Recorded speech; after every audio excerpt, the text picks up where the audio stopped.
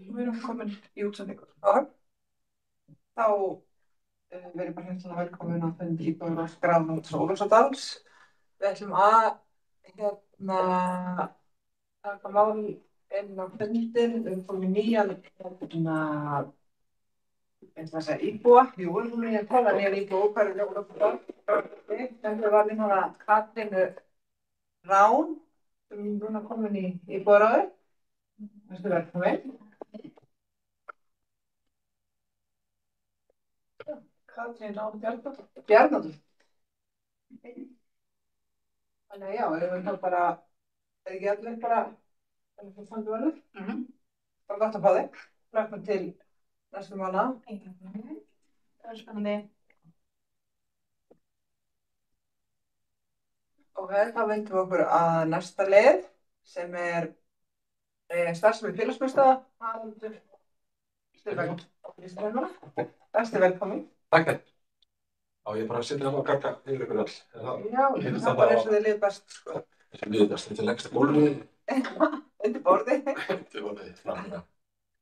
Herri, já, Haraldur Sigurðsson heiti ég, kallar Haraldur Hárfagri.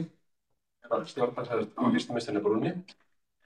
Ég er semst búinn að vera að starfa hjá Frystimiðstöðinni Brúnni núna í tæpt ár. Þannig að hérna, já, ég tók við þessu og ég ætla bara að sniðum það, ég setja bara þetta. Hérna sjáum við svona skilgreininguna á Frystamiðstöðinni og skipuritið yfir það hvernig þetta hangir saman.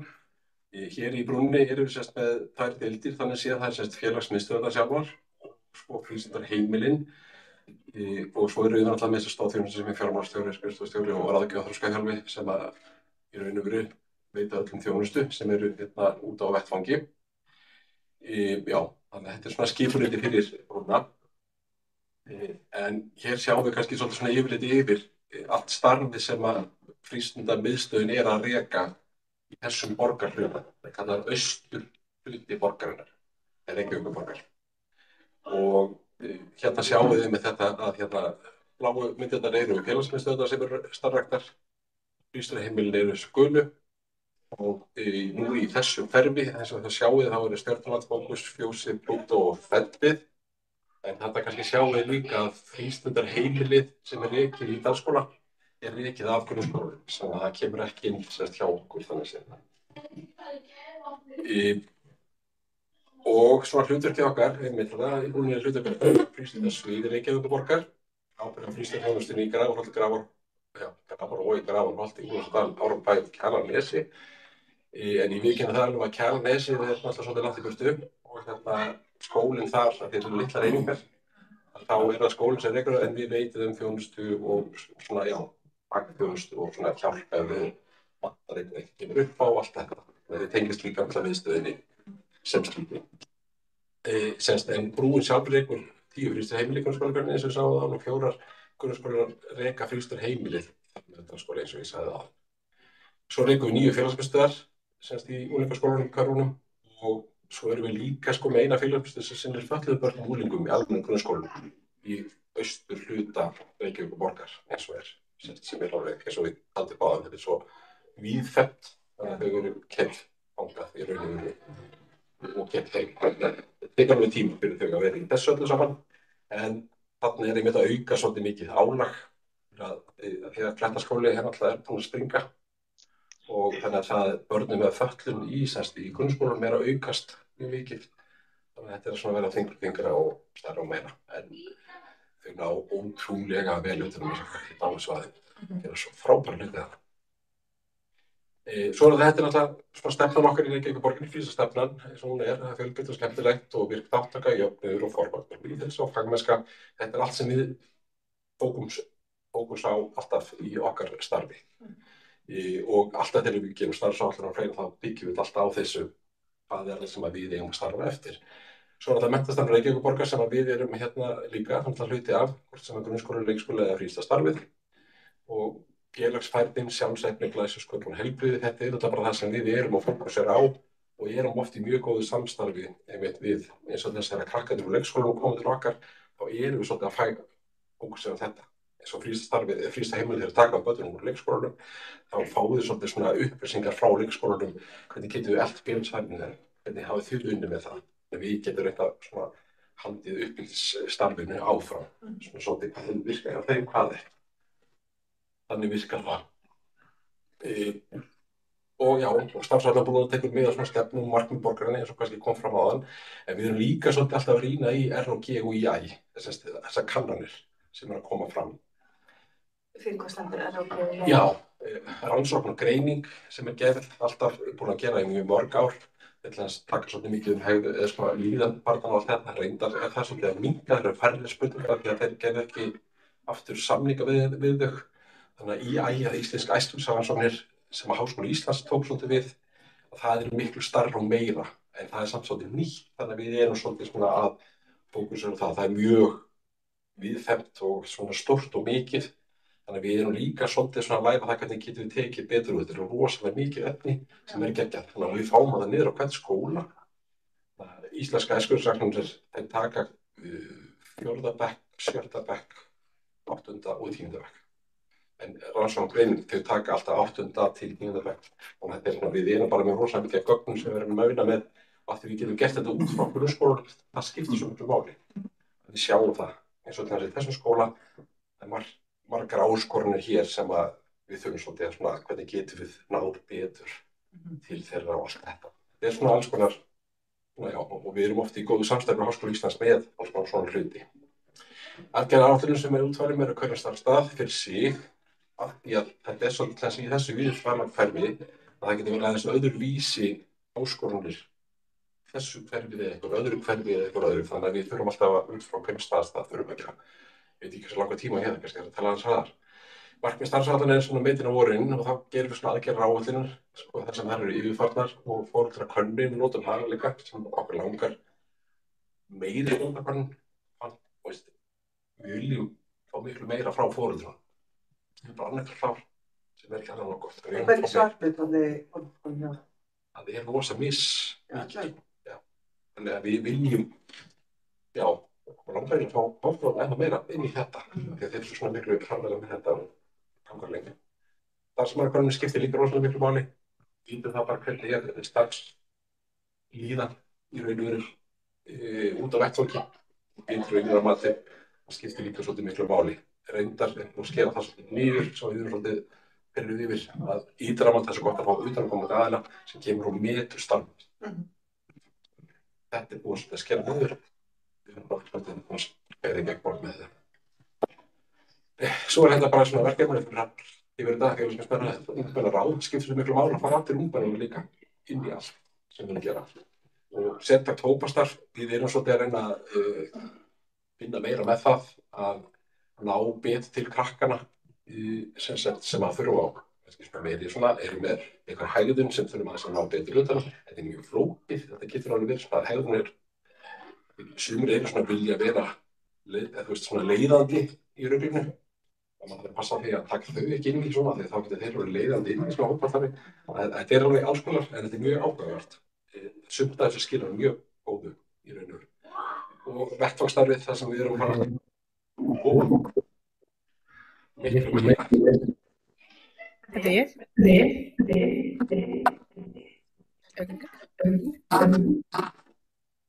Ok, áttu komið. Vettvangstarfið þetta fær að skipta rosalega miklu máli. Kannski vitið með vettvangstarfið sem er verið að vinna í allir Reykjavík og nákvæmlega sveitarfélögin svolítið komin inn í það með okkur líka. Því að þetta já, lögreglan og þau flotanum, þess að það að vinna mjög mikið saman, skiptir rosalega miklu máli. Og kynfræðslu verkefni saman rétt, já, þetta rangt. Ég notaði rangar skóla í haustum á mér. Og svo réttinda félagsmiðstöð og rafræna félagsmiðstöð og vika 6 og allt þetta bara hluta þessum verkefnum. Og frístalæsi í frístaheimilinu, vináttu færnin skiptir rosalega miklu máli að því að þroski krakkana á þessum tíma, vináttu færnin, þetta er svo mikið þroski sem í gangi akkurat sem tengist þessu.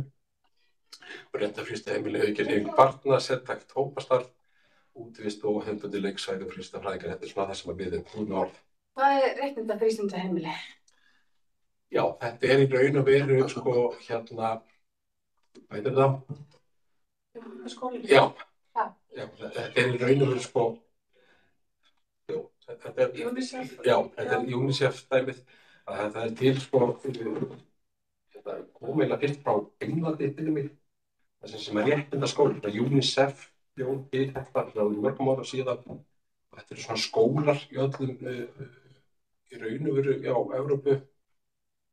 Svo þegar það var komið hingað, þá fór ég að potaði í þau að við vildum fá frístundastarf þar inn. Þannig að við erum í raun og eina landið í heiminum sem er með frístundastarfi sem réttinda, ekki skóli heldur réttinda frístundastarf. Þannig að við vinnum saman í þessu, gerum áætlun út frá þessu. Þannig að réttinda skólinn og allt þetta er alveg hluti af því sem við erum að, þetta tekur alveg tíma að innleiða þetta alls staðar, en þetta er sem styrir fórumstað. Á ég að sjá þetta einhvers staðar á frístundaheimili? UNICEF. Ef þú ferð inn í UNICEF, þá séum við allt. Þetta svona Er það stimpil? Þetta er bara svona grænbanaskóli eða svona. Já. Þú kann vinna eftir ákveðinni stefnu að vera, þú veist, ég myndi halda að þetta verið mikið að fara að fræða réttindi barnanna og Jú, og raddir krakkar komið upp. Barnasáttmáli. Svo gerði þessi svo kannarar í því hvað líður börnunum verst í skólaumhverfinu. Allt þetta er bara fullt af alls konar svona djúpum þáttum þarna í þessu. Og í raun og veru þetta er rannsóknir sem sýna það eins og í Englandi að einelti og alls konar svona vanlíðan barna þau bara urðu betri eftir að réttindaskóli kom inn í. Þannig að fullt af skemmtilegum þáttum í þessu sem það var bara hreina einhverju dag sem við hefðir út. Alls. Já, og svo það sem skiptir rosalega miklu máli, en það í samstarfi við grunnskólann og leikskólann í hverjum og barna- og fjölskyldu hjá VER sem náttúrulega sko við vinnum saman í sömu miðstöðinni og allt þetta og erum mjög miklu samstarfi við þau sem BBB-nálgunin á sig sem skiptir rosalega miklu máli. Og íþróttafélagskólanna, þau skipta líka máli þegar við náum að mynda eitthvað svona heildar, sko við segjum eitthvað stefnum, það gengur misvel með íþróttafélagum reyndar, það er svona misjafnt. Við erum í góðu samstarfi við Vörðing og svona Háskóli Íslands líka bara geta metið alls konar svona verkefni sem við erum að vinna með, hverju þetta skila og fleira. Þannig að við segjum svona, já, það skiptir rosa miklu máli. Já, hérna sjáum við í rauninu hvernig þetta BBB-pælingin var að þegar við fluttum inn á miðstöðarnar að þá er þetta svona hugmyndin að grunnskólinn, leikskólinn og frístundastarfið og börn- og fjölskyldudeildin við séum að vinna svolítið saman að búa til betri borg fyrir börn.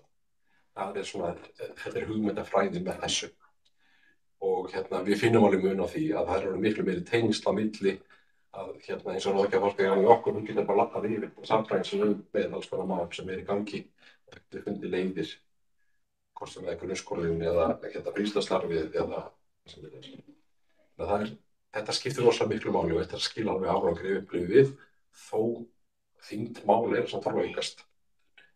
Við erum samt að skila alveg mörgu líka. Og þetta er alltaf bara eins svarsalt barnanna, þetta er það sem við erum öll einhvern veginn að vinna mjög mikið með og þetta er alltaf innleiðing, tekur alltaf slatta ár og við erum alveg komin á stað með þetta. Sem er fyrsta stigið, annars stigið og þriðja stigið og allt þetta, við sem öll vorum mjög meðvituð það og líka starfsfólk út á vettvangi. Þau átti sig á því þegar við vinnum með barni í vanda að þá getum við svolítið svona hjálpa staðarinn að búið með einhverja áætlun þetta sem tengist frístundastarfinu. Krakkar sem eru í skólanum verið með svona hérna þar, svo það komið yfir í frístundastarfið, það kannski hegða sér aðeins öðruvísi. Við nálgumst þetta aðeins með öðrum hætti. En saman myndum við svo eitthvað svona, hvernig getum við svona náð og fækkað börnin sem fer yfir á annað og þriðja stig. Það myndum við vera að grípa krakkana miklu fyrr til þess að það verði ekki þessi djúpu mál sem þannig að frístundaheimilin til dæmis og skólarnir, það er mjög mikilvægt að þau náu krökkunum strax til fyrsta og öðrum og þriðja bekk í hvernig getum við náð einhvern veginn að vinna þetta inn. En þetta eins og þeim, við erum ennþá á fyrsta stiginu að innleiða þetta. Þetta skiptir alveg máli og við erum mjög bjartsýn á að þetta skiptir miklu máli. Já, háskólinn okkar, þetta er svolítið það sem húsnæðisvandinn. Við erum svolítið að slást þetta á mörgum stöðum sem svona við erum að slást með sama fermetrana og hvernig getum við nýtt það betur og kannski þurfum við að víkja af því að skólinn hefur meiri svona völd yfir að vísa hlutum og allt þetta. En hægt og rólega þá munum við alveg ná þess að þeir náttúrulega verið að skera niður það sem fjármagn í svona húsnæðismál og fleira. Við erum bara að finna lausnir á þessu. En þetta er alveg áskoranir, hvernig getum við látið þetta virka. Og eins og þið vitið að manna á haustin, þetta í frístundaheimilunum sérstaklega, félagsmiðstöðum gengur þetta miklu betur í dag af því að það meira þess að sko voru daginn starf, fundarstarf í félagsmiðstöð, það voru 30 manns sem sóttum. Við erum aldrei upplifað þar. En í frístundaheimilunum, þar erum við í pínum starfsmenn með það. Það verður allir að starfa saman við Reykjavík. En það sem kannski svolítið einmitt út á svona, segjum maður komin alveg inn með Velladal á virðist vera erfiðara að ráða þar inn, af því að þá til dæmis, get ég að tala um eitthvað annað þegar ég var semst í Norðurmiðstöð og var þar einmitt, voru með Klettaskóla dæmi og þegar við fórum til dæmis úr Klettaskóla, það var sparkalt þar vegna húsnæðisvanda, að fórum í Vesturbæinn með starfsemi þar fyrir 10-12 ára börn sem erum föllum. Það gekk miklu betur á það að þetta var hliðin á Háskóla Íslands. Það náði til aftur bara að manna á. En það sem kannski staðan akkurat eins og núna, nú eru kannski búin að taka einmitt öll börn inn, en hugsa það að þurfa að taka heila önn fyrir börn. Og til dæmis sem vandinn einmitt í þessu líka það að börn sem kannski komin í 4. bekk, en þau svolítið aftarlega til börn sem þurfa stuðning að halda, þau hafa forgang. Börn í fyrstu bekknum, þau hafa forgang og annar. Og svo 3. og 4. þá eru þau svolítið aftast í leiðinni og þá erum við kannski komin í það einmitt að heila önn. Þá kannski hafa þau ekkert áhuga á því að koma í náttúru. Það akkurat þetta er stóra vandamál með okkur og það sem við erum svolítið að skoða einmitt í þessu varðandamönnuna, við viljum hafa það, við gerum áætlunum það fyrir nokkrum árum síðan, það bara að þessi vinnustæðir eigi að vera góðir vinnustæðir. Þannig að starfsfólki finnst gott að vinna. Og í þessu könnunum sem eru að koma núna að hverju ári, þá frístandsstarfið að skora hæst. Þeir eru að skora alltaf hæst. En það skilur samt ekki alveg endanlega. Og það sem við erum svolítið núna í slagsmálum Háskóla Íslands er það að okkur finnst frábært að dæmis eins og í leikskólaapparatinu að þá getur þú verið í námi í Háskóla Íslands svo ertu kannski í 40 ára starfi í leikskóla. Þá tengja þetta saman. Ég er í námi í leikskóla fræðum en ég get líka verið 2 daga í viku þess vegna í leikskólanum af því að þeir tengja þessu líka við námið. Þetta er það sem ég myndi vilja sjá líka gerast í Háskóla Íslands varðandi 12. fjölskólafræðina og okkur eru þeir ekki að tengja það við betur. Ég er búin að vera að sparka svolítið á böndu og þannig frá. En við erum ekki alveg komið lengra með þetta. Þetta er alveg hluti af því. Hvað getum við gert til þess að ef ég er í háskólanum þá er bara frábært að þú serður í frístundaheimilinu eða fjölskyldu hvað sem það er, þá getum við tengt það jafnvel beint við námið eins og leikskólafræðir. Ja. Þetta er svona eitt af þessu en það verður að sprótinu, við erum ekki búin að finna það þá. Við leitum. Ég var líka alveg til að heyra bara alls konar hugmyndir með þetta. Svo bara það sem við erum upplegað núna, börn og unglingar þeirra meiri stuðningi að halda inn áður. Það er svona það sem er alveg svona kalla á alls konar flókin mál. En það sem er að gerast núna í BBB er að við erum að finna líka, við erum að ná betur samstarfi þetta og þessi að aukast. Þá erum við samt alveg að grípa þetta en við erum að finna samt börn í dag sem eru komin á mjög slæma stað. En það vantar fleiri úrræði hjá ríkinu, vil ég meina. Þegar börn eru komin á þriðastig, það vantar fleiri úrræði sem við finnum. Var það nóg? Þetta er ekki, já. En ég er náttúrulega með spurningu. Ég er náttúrulega búin að tala við á þau og senda þau post.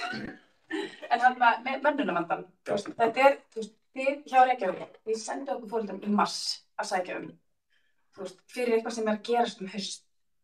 Þannig, og ég í innferðinu minni hélt þegar ég byrjaði með barn í skóla í Reykjavík að þá fengi ég bara pottið inn.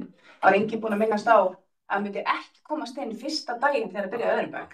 Þannig að hann er í 4. bekk núna, hann komst inn allir 1. bekk venjulega, í 2. bekk komast inn 11. október, í 3. bekk 18. apríl og bara 50 dögum og núna er hann semst í 4. bekk og þau eru mjög fá, einmitt af því að það er búið að Reykjavíkurborg er búin að missa þau frá sér, en þið get ekki mannað.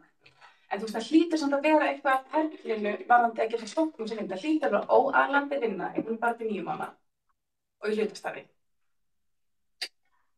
Já, það er svolítið, sko það ég ætla að segja svo þó að þú setja eins og sum grunnskólar, þessi 4 grunnskólar sem eru, að þau eru landað í nákvæmlega sama vanda.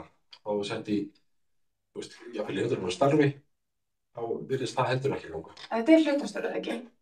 Jú, í frístundastarfi, já, þú veist, ekki meiri líkur að fólk vilja sækja þetta starf ef þetta er Það er það sem við veltum alveg fyrir okkur, en þegar af því að við erum til að segja svo hérna í dagskóla, þá hefur við í sama vanda með það, af því að þetta er rekið af grunnskólanum. En það ekki hlutastarfsefni líka hér? Ég held að... Það gera alls konar. Já, ég veit. Þau reyna að manna þetta eins og mögulega geta. Svo er það oft sko inn í bekk á mótnana og seinni part í frístundis og Norðlingaskóla var svolítið þannig. Að ég held að þetta sé bara eins og með leikskólana og það vantar bara fólk. Ég veit það er bara mála þegar þú styrir á sjúklega hátt í starfsmannskapnum að þeir nú eru skólaflýstara, það eru sermar alveg, þú veist, fólk bara elskar að vinna þarna fjölbreytt og góði stjórnendur og stjórnendur sem hafa gett góða umsagnir og það virðist þannig vel ekki vera það að þetta sé, nú komum við að það sérst svona eitthvað ekki að fíla þig. En þannig ég held að þetta sé bara að það er bara, þú veist, þessi háskólanemar og fólk sem er hlutstarfið með námi að það er líka ógeðslega mikið í boði, þú veist, bara helgavinna í Kringlunni, helgavinna í Smáralind, þú veist, veitingastaðir, þú veist, þetta er bara, þetta er svo... Það var sett út núna í janúar,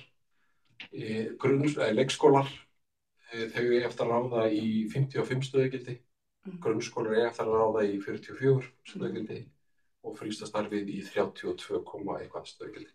Þetta er alls þar. En ég sem foreldri kann rosalega vel að meta þegar ég láti vita, en ekki það að ég þurfa að afla upplýsingar eitthvað staðar. Skiljast, það er bara góð punktur. Þú veist, það er, manni finnst alltaf betra einhver lætur, heyrðu, já, svo kemst barnið ekki inn frá þessum degi. Í alvörinu í öðru bekk, hélt að kemst inn og ég var bara, heyrðu, það er ekki komið póstur á Reykjavíkurborg að hann er að fara í Fjósið á morgun. Bara, nei, það er ekki með umsóknin er ekki saman. Bara, nei, nú hlýtur þú að vera til Rínars. Bara, ég er í 100% inni, ég er ekki að ráða fyrir að barnið mitt fari.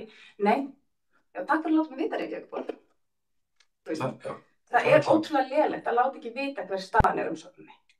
Þú veist, þú kemst ekki inn í fyrstu vikuna. Bara, við munum láta þig vita.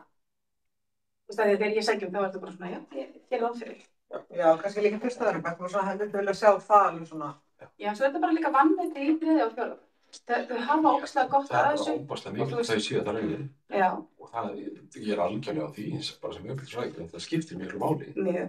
En það sem er flækjumátturinn í þessu akkur þetta, sko, það eru börn sem eru á þurru stöðningi alltaf, þau fá morgang og vöndið í 1. bekk, svo annar bekk og svo þeir í 4. bekk sem síðastur. Og hann er alltaf settur í umverðistöðum. Þetta er það sem að hittar á mig, alls vakana, akkur þetta, þú veist, hvaða, þú veist, bara tekið eitt dæmi til þess, ég veit að þessi Norðlingaskóli akkur núna, þeim vantar ennþá fleiri starfsmenn heldur en hjá okkur hér til dæmis. Þannig að þetta er, til dæmis eins og núna gengur þetta í sumum stöðum hjá okkur, gekk þetta bara miklu betur. Að til dæmis eins og í Engjaskóla, þau gátu tekið inn eiginlega á fyrstu 2 mánuðunum alla í meira sem í 4. bekk líka. Þetta er einhvern veginn, sko, svo gerist einhvern veginn þegar klára námið eða eitthvað og það kannski fara 3-4 starfsmenn út. Og þá allir bara þurfum við eiginlega bara fóðin á 0. Þetta er svona alls konar einhvern veginn. En þetta er, já, við erum búin að vera að velta þessu fyrir okkur. Hvað í alls konar líka við gerst til þess að nálgast þessu, en upplýsingagjöfin, þetta er eitthvað sem ég þarf að skoða betur. Að í raunum það þið sé ekki upplýst þetta strax í upphafi. Það er eitthvað sem ég held að væri bara. Nei, það kemur bara samtidig þegar þessum. Þá er og flækjumátturinn í þessu líka það að við getum sagt ekki hvernig ég komast inn núna, svo kannski í viku seinna, allt þetta 2 starfsmenn inn, þá getur við tekið inn 20 starfsmenn eitthvað. Og þá er þetta fyrir niður á einhver allt, þannig að það er svolítið það sem við erum, það sem þau þurfa að gera líka bara vikulega. Við sendum út póstu bara nú í þessari viku þá er þetta ekki að gerast, við erum að taka við næstu viku, gæti skilað í staðan gerist. En upplýsingagjöf skiptir alveg miklu máli á samvæli. Þetta er eitthvað sem ég vil skoða með þetta. Er þið spurningar?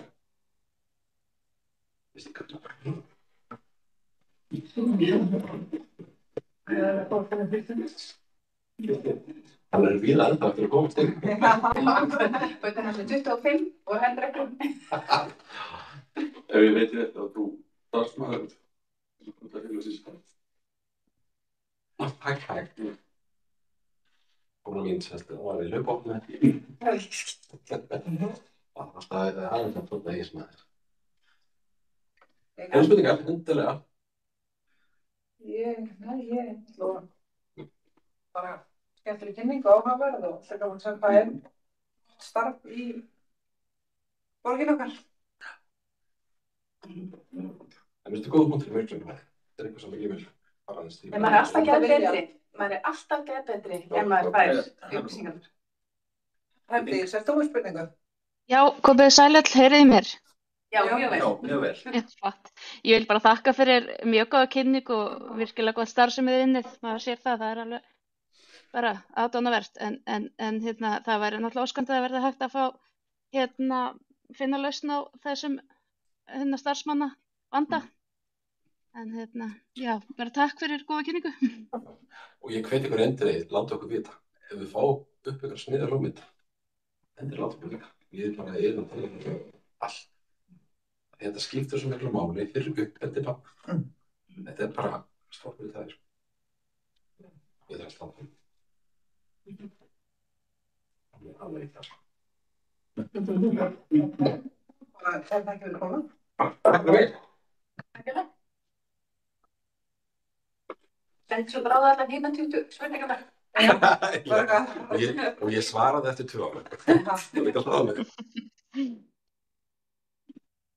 Þá í lið 2 sem umsagnarbeiðni aðalskipulag Reykjavík til 2020 til að Margrét Borgleifi fyrst að lota á tónforsókn afgreiðslu.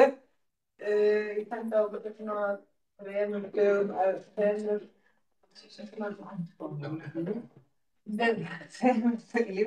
tveimur dögum ef það hefði einhverjar athugasemdir eða tillögur að umsögn frá ráðinu. Og Stefán sendi mig drög í fyrradag eða gær og mér leist bara vel og voruð búin að lesa yfir hana. Þú ert náttúrulega ekki búin að lesa hana. Ég sendi það vel. Stefán, þú ert klálega búin að lesa hana. Ellen, Viltu senda mér hana svo ég geti varpað henni upp í? Já. Eru aðra áhorfendur? Það er nú mjög stutt, sko.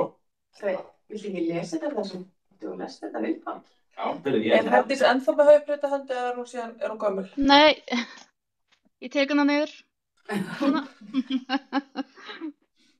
Hefur, já, þetta sem ég draftaði er á þessa leið, engum þeim sem fer stofnbraut til höfuðborgarsvæðis eins og annað tímum dylst að kerfið er komið á þolmörkum, umferðarhnútar og langur ferðartími rýra lífsgæði borgarbúa verulega.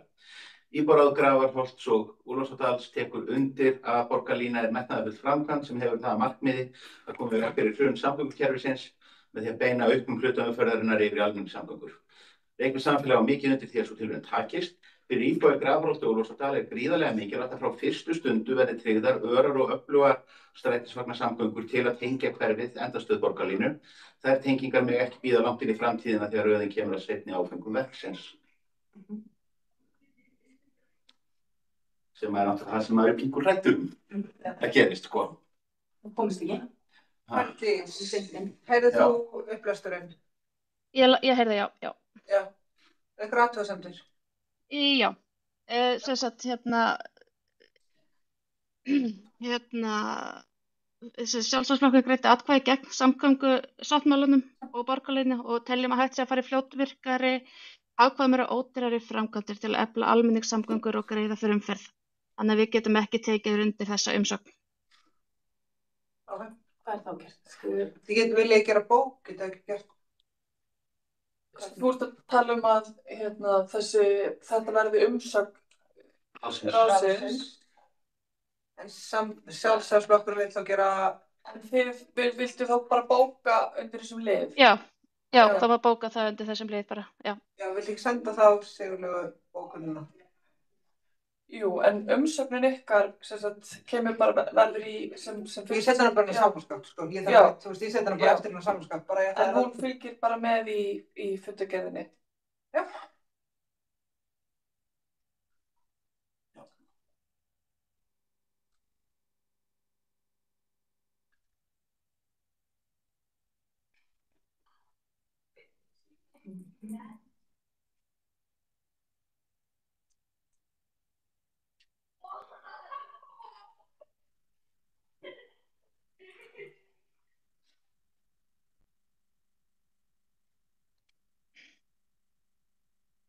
En ég setja hana svona samfélagskap en það ekki bara. Jú.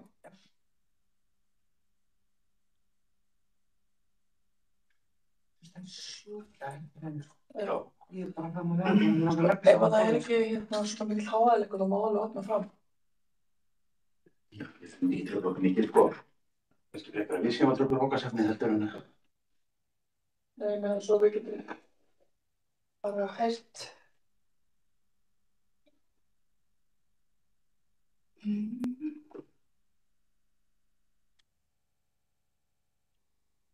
E-mailið er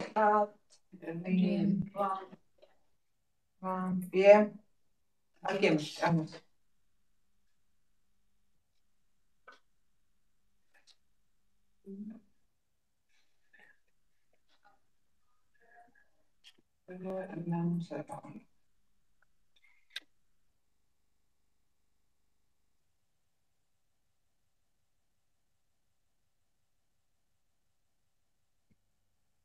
Sendir ekki á björn á. Jú. Já. En ég ætla ekki að setja blöstu þegar ég var nú stressuð því að við séum að setja hann í þetta. Hún Já. er í bókun sem Já, sérst já. á pappírnum Já, og já, skrifa já, sig til. já. Þannig í staðinn hún opni og Já, akkurat.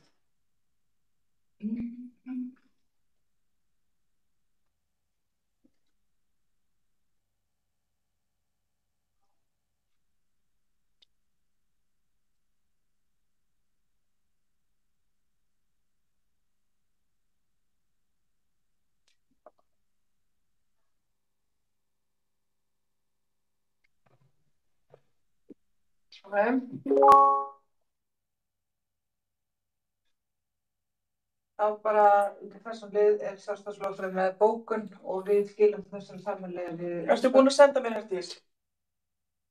Veitum við.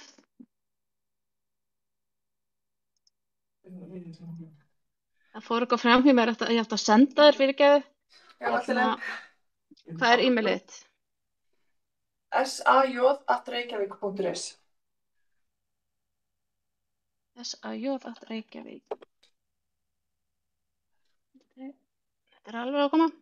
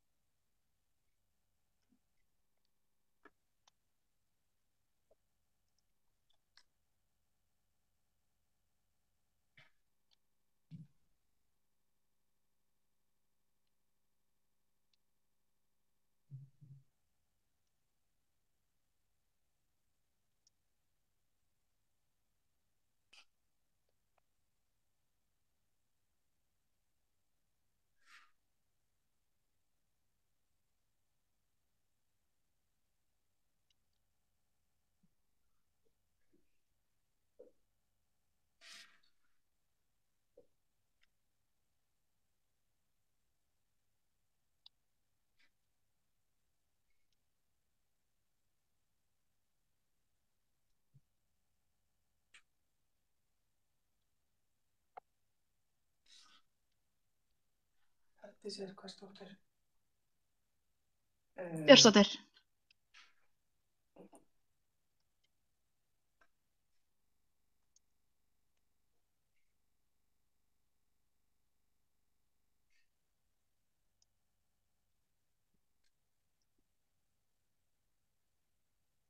Ég set þetta bara inn og þetta er í rauninni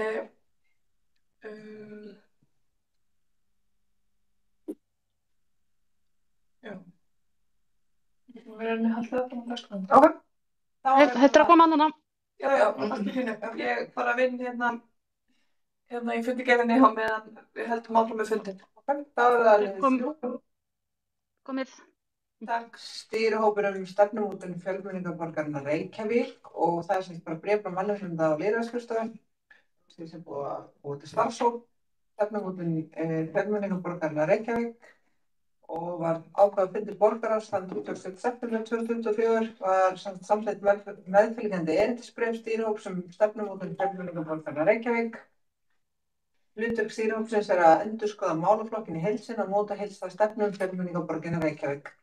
Niðurstöður stýrihópsins verða lagðar fyrir borgarráð fyrir lok maí 2025. Það er bara verið að skoða fjölmenningu í borginni og hvernig þetta halda betur utan þá þekki. Í stýrihópnum setja eftirfarandi fulltrúar að Sabine formaður og leiðin hópsins Magna Gná, Magnús Davíð Nordal, Friðjón og Sanna Magdalena. Og stýrihópurinn mun koma inn í fagræðin. Kom til þess með kynning Grunnskóla Kristaráð á mánudaginn og bara mjög flott skóla. Þannig að þeir eru líka tilbúin að koma hérna í ráðið til okkar ef við viljum fá okkur kynningu á þessu. Við erum endilega að hugsa það. Þetta var alltaf mjög áhugaverð. Þau búin að byrja á sinni vinnu? Já, byrja á vinnunni, byrja bara í nefndir og ráð og eru semst að kynningu á öllum íbúðaráðum þar sem að við myndum líka óska eftir að þau komi hingað og kynningu. Ef við erum á því. Já, og semst að skoðum við leggja til ráðið þannig að þið veitir hvað er að gerast. Einhver spurningar um þetta? Nei? Jú, ég var bara forritin. Markmið styrjum að tryggja að fjölmenningarleg gildi endurspegli í allri stefnumótun sem að þjónustu borgarinnar. Hvað þýðir þetta? Bara allt sem Reykjavíkurborg er að vinna, þú veist, leikskólamál, velferðarmál, þjónustumál, þú veist, bara upplýsingamál, allt er umhverfislega með að því við séum að mæta öllum sem búa á Íslandi. Reykjavík. Já, í Reykjavík. Hefur náttúrulega Reykjavík margir sækið þjónustu á græðin og það meiri græðin. En bara í allri vinnu sem fer fram séum við það að hér séu fleira flytja til landsins með alls konar menningabakgrunna og við séum raunverulega bara upplýst og veitum hvernig við bregðast við og hvernig við getum þjónusta íbúanum sem best. Já. Að hvaða sviði þú veist sem að þetta sækja þjónustu. Ok. Þú spurningar? Nei? Ég er búin að fá kynningu á það. Já, ég var einmitt. En þá er bara liðið 4, það er fundardagatal íbúðaráðs vorið 2025 og það er bara í dag 16. janúar og svo 20. febrúar, 20. mars, 16. apríl. Og það er miðvikudagur fyrir 15. og 17. Já, það var eitthvað, já. Það er að funda 5. degi, þá ætlum við að funda miðvikudaginn, bara við séum ekki á skræðasta páskana. Já, ég sé hins vegar strax í þessari dagskrá að það er gert ráð fyrir fundi 19. júní. Já. Við vorum einhvern tímann með fund 19. júní og þá var honum frestað á þeim forsendum að við erum með allar konurnar í borgarstjórninni og eru... Já, það er Við höfum þetta bara þá 18. júní eftir það miðvikudagur. Já, það bara færum hann til 18. júní. En sko, já. Eða bara tómt. Ég er alveg til að vera einn hérna, sko. Það er fínt, sko. En ég margt það að margt að bendi á þetta síðast. Það er rétt, ég man þessu. 17. júní er þetta frídagur. Höfum það 17. Þau eru 10 morgun, allir lausir. En hvað með 18. júní er bara örugglega allt í lagi, fyrst þetta er svona. 16. er svona klemmudagur. En 18. geti verið bara í lagi. Ætlum við að leggja það til eða þú veist, þá hefur En þá bóka ég bara að fundardagatalið sé samþykkt með þessar breytingar. Með fyrirvara, Og ég bara skrifa inn 18. Nefndi vil ég hugsa máli. Nei. Það er fínt að halda okkur hann. Okkur finnst það fínt að bara helst ef það er eitthvað vandamál innan hans ykkur, sko. Já, það er svona. En það leitist. Ok. Það er alltaf bara aðalega upp á útsendingum, svo við höfum bara eitt streymi. Já. Og ef það er annar fundur á þeirri dagsetningu þá erum við... Kannski ekki að forganga henni. En það er ekki víst að það verði. En við stefnum á þessu, ég skrifa það 18. júní inn og... Það hafa varadag. Nei. Ég ætla að afgreiða svona svo að geta áfram með henni. Herðu, já, frábært. Þá er það liður 5, málefni hverfisins. Nú erum við 2 góða gestir upp á raunum. Það eru fleiri búin það að stefna þeim. Utan að koma til. Er eitthvað sérstætt sem brennur á? Nei, það er bara mjög heit umræða í Dalskóla. Já. Fjarlægi af síður sem kannast vera mæratrips. Óf, já, ég var alveg... Einhver hefur tekið eftir þeirra umræðum? Já, það var líka alveg tekið, þetta var alveg tekið fyrir hérna í skólanum, sko. Já, Veit ég að kennarafili. Póst frá skólasaminu.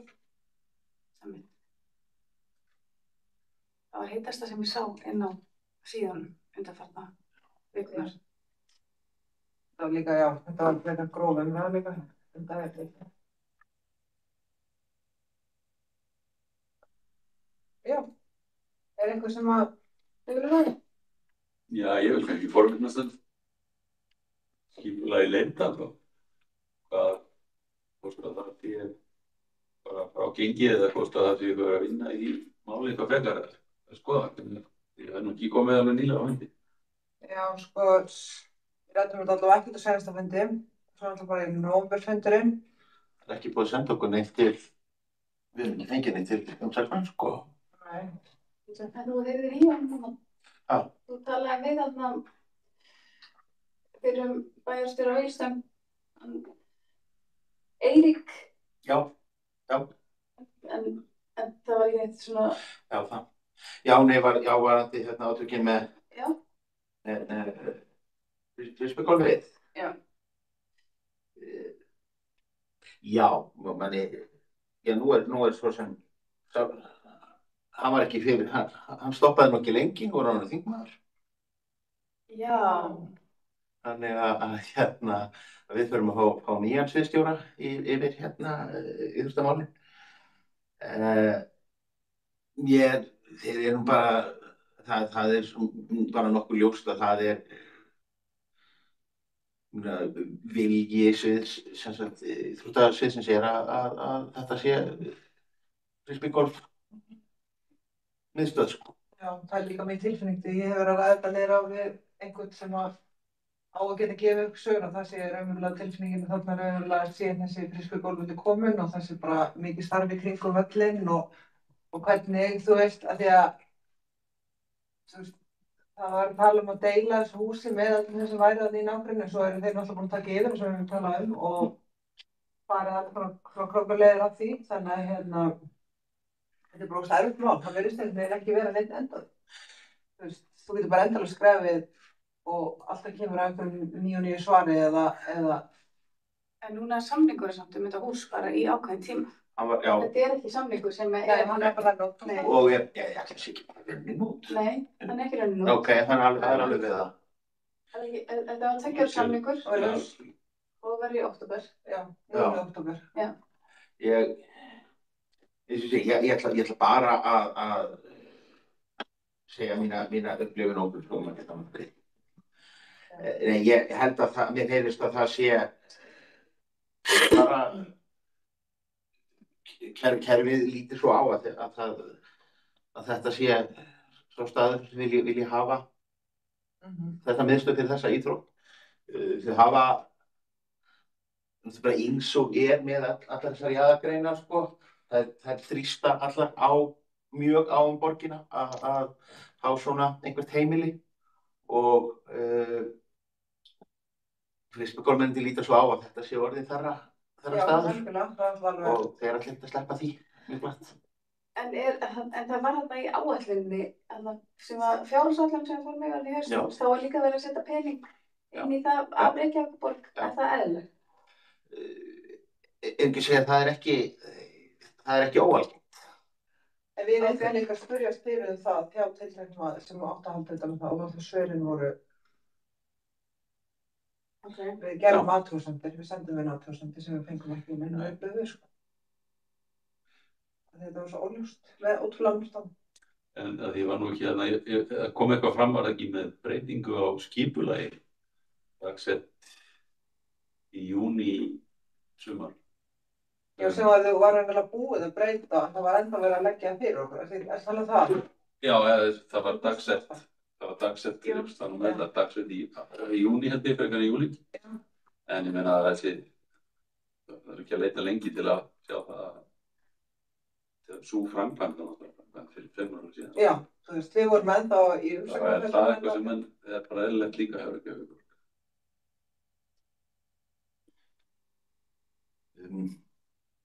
Nei, maður vil segja nei, en þú veist, þau náttúrulega ekki trú en það sé við þann að verklag sem er verið að vinna eftir alls Það ekki. var þetta meðluta, þetta var mjúkt, sko, hvernig virkar þetta? Þetta tekur stundum á skrýtnar myndir. Núna er til dæmis, nú er í gangi vestur í bæ á KR-vellinum, er verið að setja hérna gervigras og þar eru menn í þeirri mjög skrýtnu stöðu að það er verið að setja gervigras á sama stað og völlurinn. En það er búið að breyta deiliskipulaginu í millitíðinni og snúa vellinum í 90 gráður. Og svo hættum við við það. Þannig í rauninni eru menn að gera völlin á sama stað eins og hann er, en þeir eru samt að brjóta gegn gildandi skipulagi. Þannig að það þarf í rauninni að fara í skipulagsbreytingu til þess að fá að hafa hlutin eins og hann er í dag, en ekki eins og hann átti að vera. Þetta er bara verið að slæta. Hérna, við höfum alveg það er alveg dæmi þetta. Já. Og það sem að við heyrðum alveg, af því að hér komu inn fulltrúaskipulaginu. Og það sem að er dálítið merkilegt er að þeir hafa, það er ekki mikill vilji fyrir að vera með skipulagið á þessum útivistarsvæðum og jaðarsvæðum. Og spurningar varðandi það þegar við höfum verið að benda á til dæmis að það vanti skipulag eins og fyrir hérna Ólafsfellið. Þá er bara dálítið trendar inn í skipulagi að gera það. Þeir vilja halda sig við bara skipulag á því sem er bara klárlega fyrir. Og ég kann svo sem ekki að skýra ástæðurnar fyrir þessu. En gott ekki, segjum bara núna, við myndum segja bara, já, hér er frísbygólum og endilega verðum, af hverju fáum hún sótlags? Þú veist, er það líka bara ekki, þá ætla ég endilega að fara í eitthvað, maður minni í kajaklubnum, þannig ég ætla þá að fá eitthvað ókipis niður tangað. Ég skil ekki alveg. Aðeins er þetta þess að þið fá eitthvað. Nei. Þeir fá borgar með því. Já. Þeir fá borgar með því. Sem væri sem alveg rök ef að þeir væri að þjónusta hverfið. Já, nákvæmlega, hverfið hefði aðfangar húsinu að það getur algjörlega. Og veist, ég er ekki á móti frísbygólum, ég er bara á móti því að gangi þannig fyrir sig að einhver geti bara búið til sín svæði. Og svo þegar hann er búin að bara hætta sér upp staðan í þessu, þá er bara allir breytt í kringum hvað var það skipulag hann. Það heitir sjálftaka, sko.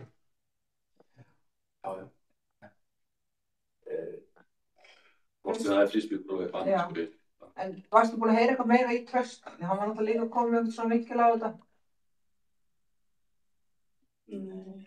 Nei, ég Trausti fyrsti sig eitthvað aðeins held ég við Eirík, en það skilaði ekki miklu. Ég hef að því ég er líka inn í hérna íþróttamenningarráði og ég átta mig alveg, ég sé hvernig þetta gerist og við erum náttúrulega í þessari stöðu að það eru sérstaklega minni greinarnar, þær eru og svona jaðargreinarnar, þær eru ekki hverfisfélög á sama og þær eiga það flesta sameiginlegt að vera á ofboðslegum hagkólum og oft ná menn að redda sér einhvers staðar inni af því að það er eitthvað húsnæði sem er tímabundið laust eða eitthvað slíkt og menn koma tánni inn dyrnar og þá einu menn bara skiljanlega svo sem að ná fótfestu og ég segi, það er það sem að gerðist þarna og ég skil alveg þá svo sem líka hjá sviðinu að þeir sjá engan annan augljósan stað fyrir þessa starfsemi. Finnst þetta svona og hluta til kannski hlutu má kannski segja að það að það sé alltaf verið að tala þetta sem einhverja tímabundna bráðabirgðalausn og samningur til kannski bara eins og árs eða tveggja, að mörguleyti kannski verra að það sé þannig að menn séu að láta eins og þetta sé tímabundin redding þegar að það í rauninni ekki ætlunin vegna þess að það þýðir þá leið að menn fara síður í varanlegar aðgerðir til svona bílastæðamál eða einhver. Sko, ég held ég að nú satt í þessu bréfi sem ég sendi fyrir tímann, sko, það var eins og ég myndi taka tímabundið vatnið af húsinu, ég ætla bara að gera það í 2 ár, en húsið ónýtt á eftir, sko. Og eins þetta, ef það drepin öll starfsemi, það var ekkert þetta endur líka hana bara með einn drikki, sko. Varðandi skipulagið eins og verður. Það kemur mjög óvart, ég veit ekki út í að segja óvart, allavega er þetta skipulag sem mér myndi nú ekki hugnast. Að þeir vilja ekki horfa á, sko, jaðarsvæðin, að þá get ég komið með einhverja starfsemi sem að fylgir mikil umferð eins og Austurvelli og sett hana á jaðarsvæði þannig að aðgangi í gegnum hverfi eins og Austurvelli 30 km götu, leikskóla og sambýli. Og ég meina, það væri alveg hægt að hugsa þetta öðruvísi, eins og ég sagði í þessu bréfi, það væri alveg að aðkomin annar staðar, þá þyrfti ekki bara ekki einhvers hverfi. Ef þetta skipulagið, þá skil ég nú alveg þessar fréttir í grunninn. Hvort sem það heitir Frísbygg og eitthvað annað, bara veist, ég ætla að setja upp sko bílasjópa þannig og því hún verið utan íbúðum, þeir eru finni gegn. Og ætla íbúðaráðið, sko, ég held kannski að það væri þá síðasti punktur, en maður gert því. Íbúðaráðið myndi kannski bera hag íbúðana fyrir brjósti, þeir hafa alltaf verið spurðið, sko. Nágrann. Við erum reynt að vera að senda eitthvað í segið, en það bara ég heyrði fyrst, en þetta bara svo bara þessu sem við fáum, það tímabundinn samningur þarna, en ég sé ekki fyrir mig sem verið að fara að segja það upp, sko. Nei. Skilur mig, það bara málið, það frekar eins og Ellen sagði að það fínt að fá bara, nei, þetta frá Frísbygg, það að bara vera þarna, en við fengjum líka bara svona skýr svör. En tilfinningin sem við fáum úr svörunum og þeim upplýsingum sem við leitum að raunverulega bara, þú veist, hvað á hann að vera, þetta svæðið, þetta útvistarsvæðið, þetta í Reykjavíkurborg og þannig að þetta svolítið svona, og það búið að útlenda þessu. Þannig að við gætum náttúrulega spurst fyrir það nær dregur að þegar samningurinn er búinn, hvort að hvenær verði lagt fyrir að þessi samningur verði endurnýjaður, hvernig fer það, veit ekki hvernig það fer fram, þú veist, er hann bara átamats til einhverja ára eða? Það svolítið reyndið byrli, sko, ég meina, svo var búin að eðilegja þessum byrjaðir og þá var ég meina þess að nýtinguna, sko, á 2 árum, eða einu, eins og þess að þetta eru vatnið húnum, þetta eru 2 ár, 3 tíma setja vatnið vatnur. En síðan skipulagi kannski annað, sko, annað mál, en ég er sorglegt að horfa eftir þessu, ég er ekki tala út frá einhverjum skokkóplega, eitthvað annað, sko. Og sennilega er nú vænlegra. Þetta er dálítið löng leið að fara hér í gegnum sko, íbúðaráðið hérna. Ég held að sko, fyrirspurn inni í menningar- og íþróttaráði beint varðandi hvernig framkvæmdin á þessu samningi hafi tekist, hvernig aðkoma annarra félaga hafi verið. Sér líklega að við fáum einhver konkrétt svör um því og ég alveg til að ég skal leggja bara slíka fyrirspurn fram. Það var nú einn pólitísk kjörinn sem ég spurði þetta fyrir að þetta vera. Og hann sagði mér að þýðir eiginlega ekki neitt. Þá kalla þeir bara í sinn Eirík, það sem hann er núna. Segir þetta sé alltaf leið og það með mánuði. Já, sko sviðstjóri, svið er náttúrulega ræður það alls miklu í þessu öllu saman. Og það sem við kannski vorum eiginlega ósáttust með var það að þegar þetta mál var kynnt inni í það er rauninni sko bara, það er bara fengið athugasemdir frá þér til dæmis sem að gera það verkum að menn fengu einhvern bara við pata því að þetta væri ekki allt sem var bara gert í fullkominni sátt. Því það var það sem okkur var sagt. Já, það er aldrei verið spurt. Já. Við höfum aldrei verið spurt. Nei. En nei, það var bara það sem að pólitísku fulltrúarnir inn í íþróttaráðinu fengu var það bara að þetta væri bara mjög þægilegt og hentugt og ýmist sko að skokkhópurinn væri alltaf bara komið hingað og væri bara mjög ánægður, gott að hér væri sundlaug og veit ekki hvað og svona og þetta væri bara miklu betra fyrir húsið upp frá og það kom til göttum og svo hefði og svo væri hvort mættu allir fara þarna inn og allir væri vinir. En það var líka Janni Már Bám. Já. En ég meina, hvað svo sem öðru líður þegar kemur að framlíkingu á þessum samningi, því ég bara gefa mér að hann verði framlíktur eða það verði stillt þannig fram að það sé rétt að framlengja að þá náttúrulega verður að koma einhver skýrsla þetta ekki þá það náttúrulega mikilvægt að það sé fleiri heldur en bara nýir húsráðendur sem að séu spurðir. Þetta bara klandur í þetta, það sé ekki að kalla það annað sko. Leiðindi. En ég var ekki í skópbólum og svona venjulega íbúa, ég var ekki að pæla í því. Þú veist, fyrir mig, það var ekkert sem gat sagt mér að sem venjulega íbúa ekki nýtandi þetta hús að það væri einhver annar aftur komin að. Það skilur hvað ég meina? Nei, ég var ekki nefn. Þú veist, af hverju ég hef ekki nefn fórskilu vita að það hefði verið eitthvað annað hana eða þú veist að þannig að það er svo fáir sem geta bent á nákvæmlega sem þú ert bent á.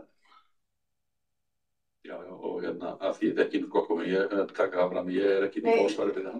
Nei, ég veit. Og veist, ég get svo sem alveg hlupið en það hlupið heima frá mér. En það sem manni svíður annars vegar þessi yfirgangur í rauninni og skipulagsleysi og svo hitt það að sko fyrir umsjónaraðili, hann gerði í því að allir gæti nota húsið til listlegs. Og við hlýðruðum hægingum alveg. Það var þeir voru með eitthvað frisbygólfinu, bókfilminn eða hjósið eða hvað það var. Mér fannst þetta, eins og ég áður sagt, alveg einstök aðstæða að hafa fyrir hverju og ekkert mikið náttúrulega til. Þess vegna var einhver sveittur við að sjá að kæmi einhver innan gæsalappa frikikallinn sko, sem geti bara helgað sér svæði og svo bara ítt öllu hinn sem var þá fyrir hverfi og sett starfsemi sem megnunni til utan hverfis. Viðhorfið og eins og segi, því sem ég hef verið að svara hérna náttúrulega ég kannski svona frekar heldur ég sé að útskýra eitthvað mína afstöðu, þá bara frekar eins og ég að sé það hvernig þetta ákveðið. Tónninn eða hljóðið í sviðinu dálítið sá að líta svo á að þetta hús þetta hafi nú samt í grunninn verið bráðabirgðaaðgerð sem að hafi verið svona hugsuð til þess að hjálpa frömmurunum þegar að þeir voru hvað mest á hrakkólum þó svo að raunin hafi síðan orðið svo að þeir hafi ekki notað þetta jafn mikið og upphaflega var áætlað. Þannig að fyrir vikið þá svona viðhorfið dálítið hjá þeim það, eins og ég upplifði það, að þegar að Fram hafi síðan verið búið að fá sína aðstöðu og hana bara helvítið flotta, þá hafi þeir rauninni haft þetta hús kannski svona meira til afnota. Eða hafi dálítið svona megi dálítið gera það sem að þeim sýnist við það. Það svona upplifunin, kannski er ég bara að leggja mönnum orði í munnin. Þetta svona tilfinningin eins og hérna ég Ég kann svolítið hina hliðina á þessu sko. Það að segja að Fram var með þetta alveg rétt síðan. Það ekki nýtt svo mikið. Og við hópurinn þarna hittist alltaf upp í Ingunnarskóla og við fórum niðurstu til Ómars á hendina og sagðum við skulum bara reyna að láta nýta þetta hús. Við fáum að finna eitthvað fyrir að þrífa og sjá það. Og við þá hittist þarna þegar við út að æfingar. Sem að til þess að við gerum það og það var allt skrá. Hverjir iðkuðu eða notaðu húsið. Og síðan einhverjum árum náttúrulega þeirna, þá fréttum við því að það er bara að taka húsið. Sko.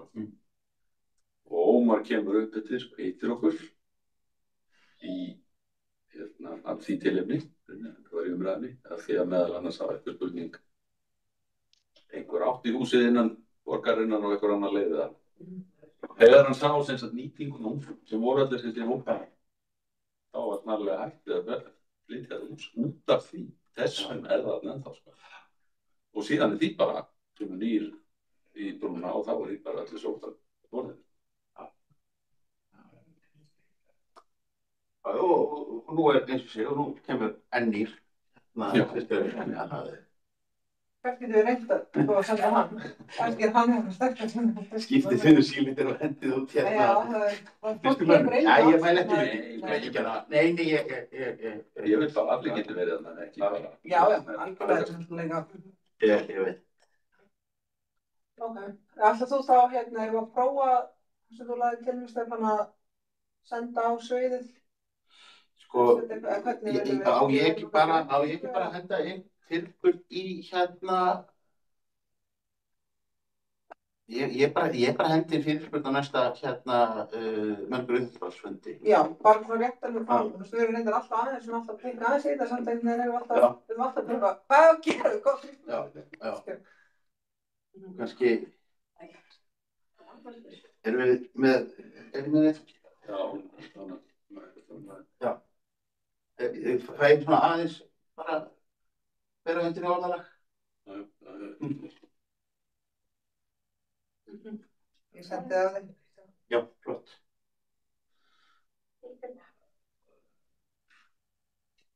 Ok. Steinþór verður voðalega glaður þegar hann verður. Þetta er Eiríkur. Nei, hann er sem sagt staðgengill. Já, og var náttúrulega sjálfsög hann var náttúrulega staðgengill Ómars líka. Hann þekkir þessa sögu allar saman. Ég búið að auglýsa. Ég held að sé ekki búið. Jú, nei. Það væri það ráðið eða væri bara borgarráð sem myndi gera það. Það er búið að ráða á SMS. Það var meira aðdraðan því, sko. Jú, þá voru meira þess að konur umsækjendur. Var það ekki? Já, ok, nú erum við bara að hugsa upp átt. Er ykkur fleiri mál sem að ná? Það er ekkert stærra heldur en mál sem Krispigólfsins ég er ekki stærra sem Krispigólfsins. Það er skipulag. Nei, já, skipulag. Kannski ein spurning. Bílastæði í kringum þetta svæði. Já. Svo þegar maður sér leiki hjá Framar, það er allir að fækka. Akkur ekki, það er mest að plássa þetta austuraf fullt þess að hægt að stakka bílastæði. Akkur það ekki gert. Ég held að það sé bara ekki áhugaður. Ég er ekki að mynda að þeir sem mæta þeir áhugaður. Nei, ég er að tala sko, já, ég veit það. Ég er ekki að tala íbúana, ég er alls ekki það. Ég held að sé bara stefna Reykjavíkurborgar að stakka, eða þú veist, vera með fá bílastæði og hugsa skittur í kringum svona menningar. Sem sé að uppfylla ekki þarf íbúana heldur bara vera með einhverja sína einstaklega sem uppfyllir ekki það. Þetta, ég býð allavega spenntur eftir að sjá þegar að teikningin verður komin að Katthúsinu. Hvernig það kemur út, hvort að það muni herða drengja enn frekar að, eða hvort það verður hægt að eitthvað stæðurum fara í kringum. Þetta er svo fáránlegt. Þetta eru þarfir sem ekki upp. Allavega það maður er búinn að læra það þegar maður er á framleikinu, sko, að alltaf lengst fyrir aftan, sko. Já, allir mæti nokkuð. Já, mæti nú furðu vel, sko. Ég sé vel yfir.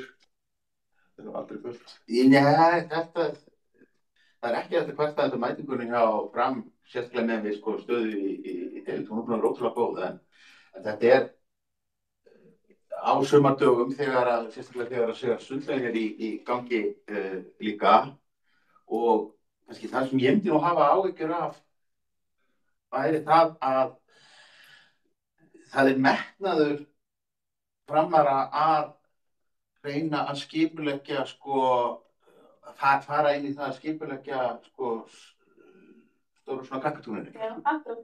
Og það sem náttúrulega bara fyrir utan það að aðstæðan að öðru leyti heldur að varandi bílastæði náttúrulega frábær að vera með sundlaugu skóla og það allt.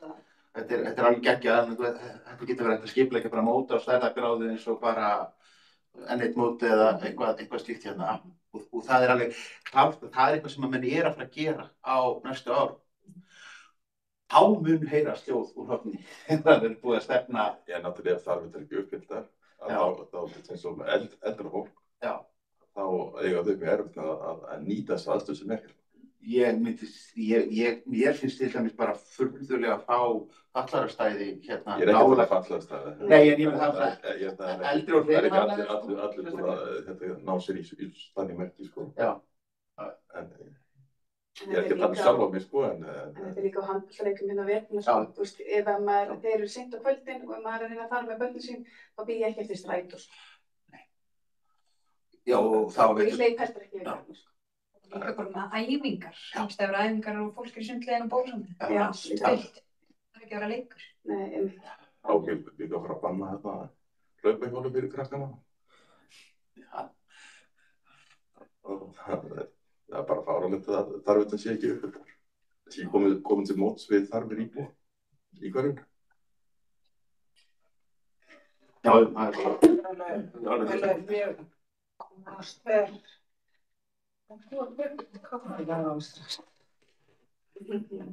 Nei,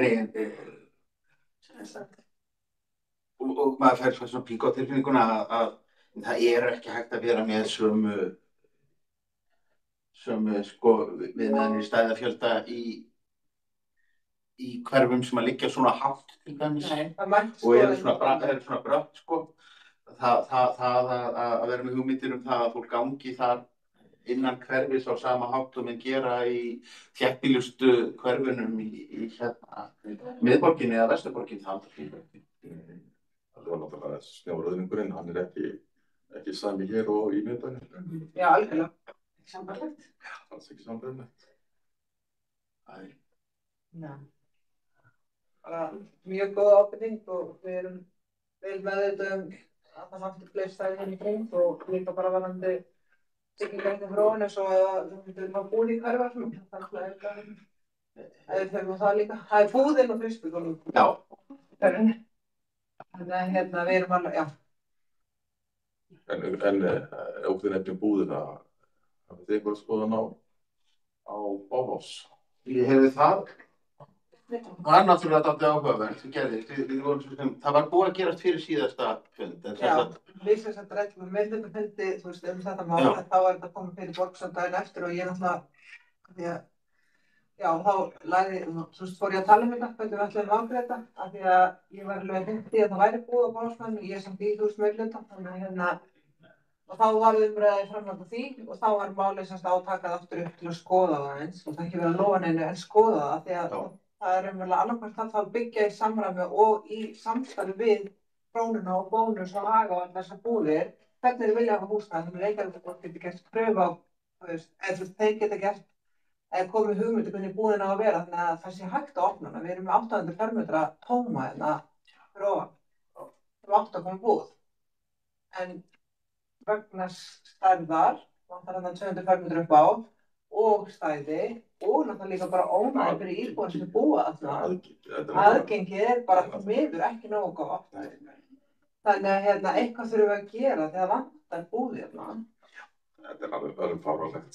Já, en sko, ég vil búða Báhásmannu og hef reynt að tala fyrir því að við getum ekki gert kröfu að fólk hlappi búðina hérna.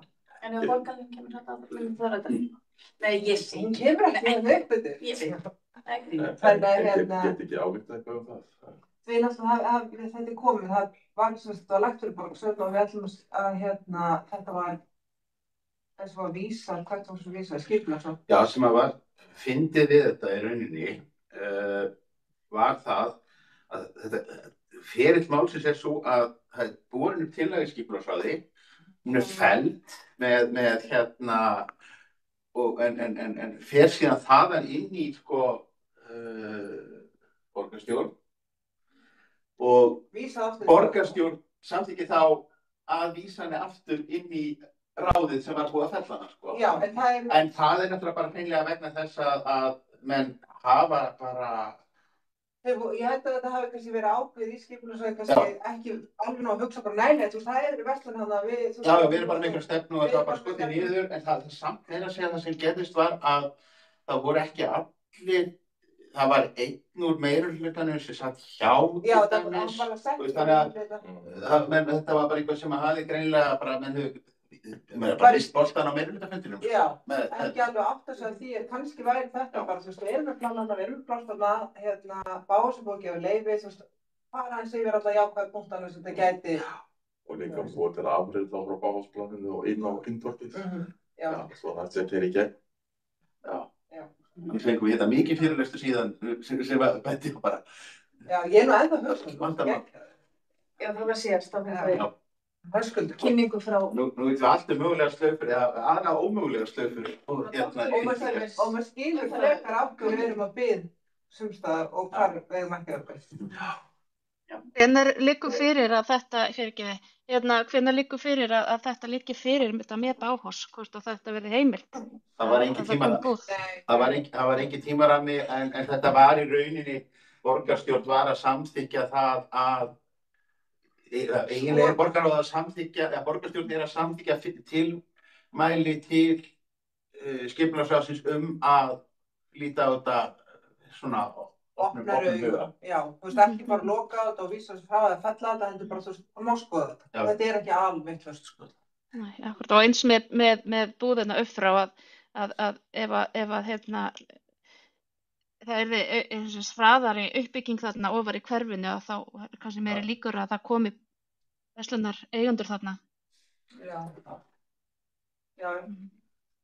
Við erum alltaf með þarna bæði, sko, 2 pláss sem getur í, eins og ég myndi setja fyrir mér, Dominos og Bakari.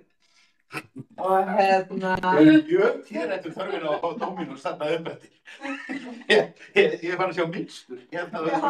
Og svo var ég til að fá bónus, þannig að hann og svo var ég til að veitingast, það var svona pínu svona bistróbar þarna.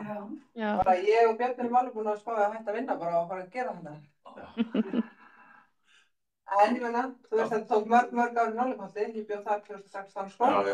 Þá voru allir að tala búð, hvað átt að vera, hvernig það byggja hana, allir að hendur, þú veist, einhverjum skipulagsbreytingum. Nú erum við með Apotek, Bónus, Dominos. En já, Það er pistala. Já. Þetta var Gömul sem staðan, gömul þjóðanir. Þannig að já, ef að enginn brennur inni með neitt, þá bara fundi slitið. Fundi slitið, nema við þurfum að fara í fundingar, nema því megin fara. Erum við hverjum útsendingar að fara með því? Jú. Ég þakka fyrir... Takk fyrir að koma. Hún skrifar undir Já. Var staðfestingu Já.